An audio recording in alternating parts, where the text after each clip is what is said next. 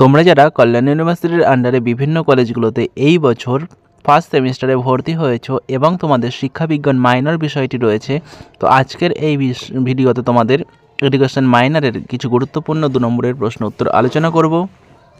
তোমরা ভিডিওটা শেষ পর্যন্ত দেখতে থাকো, আর যারা যারা চ্যানেলে নতুন আছো চ্যানেলটা সাবস্ক্রাইব করে দিও এরকমের নতুন নতুন ভিডিও পাওয়ার জন্য।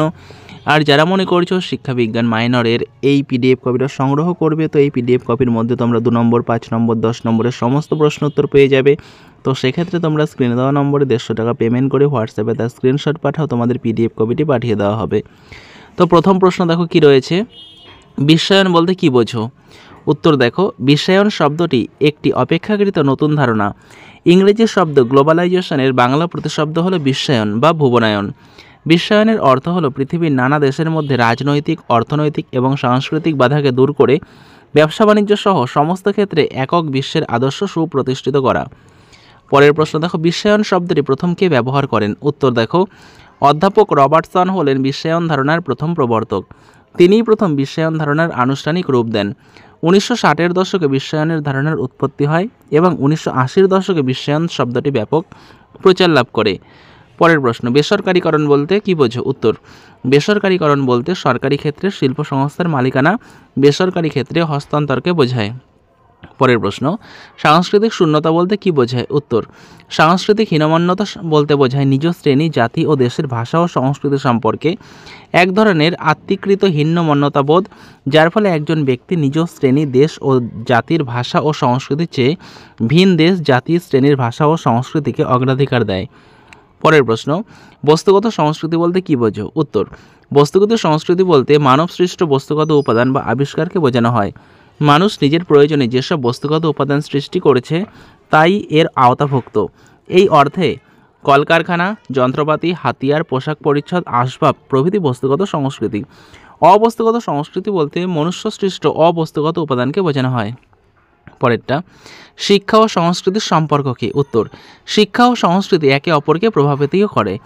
শিক্ষা ততক্ষণ পর্যন্ত ফলপ্রসূ হয় না যতক্ষণ না তা সংস্কৃতির অঙ্গীভূত হয়ে যায়।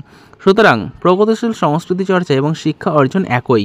যদি সংস্কৃত চর্চা ও শিক্ষার মধ্যে কোনো সম্পর্ক না থাকে, কোনোটাই ফলপ্রসূ হয় না। পরের প্রশ্ন, সংস্কৃতির ওপর শিক্ষার প্রভাব লেখো। উত্তর দেখো, শিক্ষা একদিকে একজন ব্যক্তিকে সামাজিকীকরণ করে এবং অন্যদিকে এটি একটি সমাজের সংস্কৃতিকে সংরক্ষণ, প্রেরণ এবং প্রচার করে। সংক্ষেপে বলা যায়, শিক্ষা ও সংস্কৃতি তাদের সকল দিক থেকে পারস্পরিকভাবে জড়িত, পরিপূরক এবং এটি শিক্ষা যা সংস্কৃতিকে নতুন করে তোলে। পরের প্রশ্ন, সাংস্কৃতিক পরিবর্তনে শিক্ষার ভূমিকা কী? উত্তর দেখো, সংস্কৃতির প্রচার বা সমৃদ্ধি। শিক্ষা শুধু পুরনো সংস্কৃতিকে একই রূপে আগামী প্রজন্মের কাছে সংরক্ষণ ও সঞ্চারিত করে না, বরং এটি নতুন অভিজ্ঞতা, জ্ঞান, উদ্ভাবন এবং যোগ করে সংস্কৃতির সমৃদ্ধি বা প্রচারে গুরুত্বপূর্ণ ভূমিকা পালন করে। পরের প্রশ্ন, সাংস্কৃতিক বিলম্বন বা ব্যবধান কাকে বলে? উত্তর, যদি একটি সমাজে সংস্কৃতির দুটি প্রধান দিক, বস্তুগত সংস্কৃতি এবং অবস্তুগত সংস্কৃতির মধ্যে পারস্পরিক সম্পর্ক থাকে, তাহলে সমাজের স্বাভাবিক গতি ও ভারসাম্য ত্বরান্বিত হয়।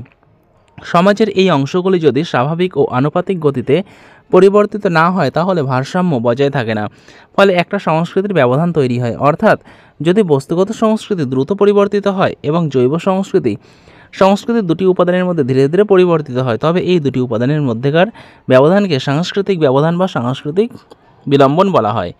পরের প্রশ্ন, সামাজিকীকরণের সংজ্ঞা দাও, এর গুরুত্ব আলোচনা করো। একসঙ্গে থাকবে, সামাজিকীকরণের সংজ্ঞা দাও, এর গুরুত্ব আলোচনা করো। এটা 2-এও দিতে পারে, 5-এও দিতে পারে অথবা 10-এও দিতে পারে।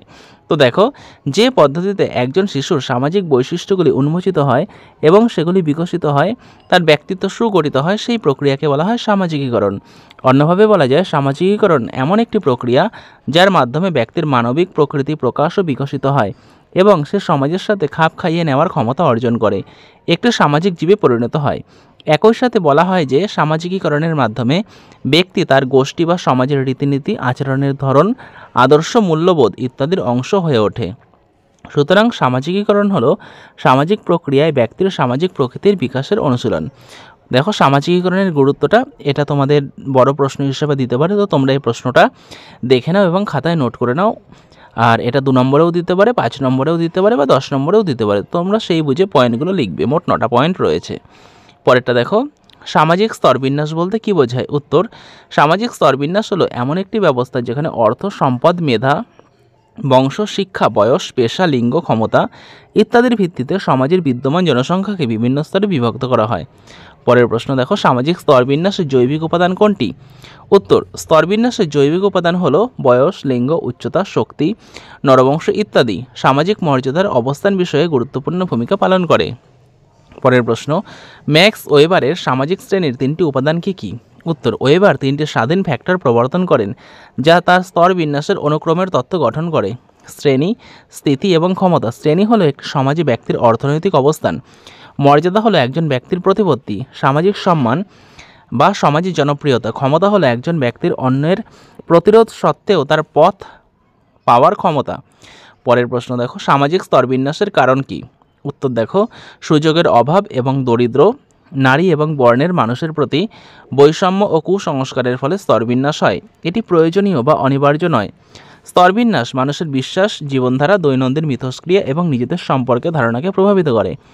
পরেরটা, গোষ্ঠী সচলতা কি বা সামাজিক বিচলন বলতে কী বোঝো?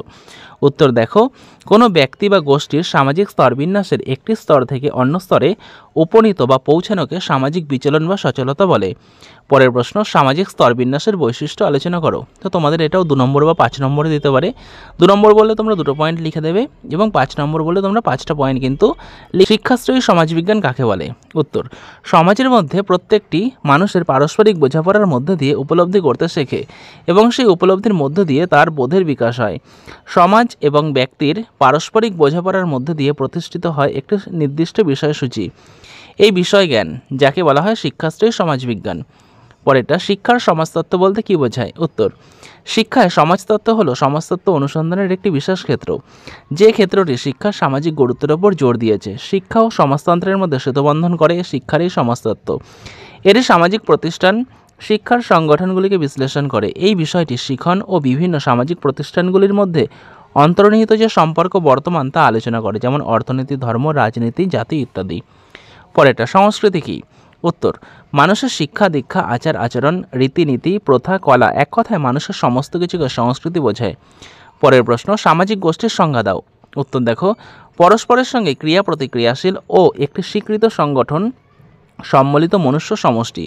যখন একাধিক ব্যক্তি একই প্রকার উদ্দেশ্যযুক্ত হয় এবং একে অন্যের ওপর প্রতিক্রিয়াশীল হয়ে সাধারণ একটি দায়বদ্ধতা থেকে একই প্রকার কাজকর্ম করে থাকে তাকে সামাজিক গোষ্ঠী বলা হয়।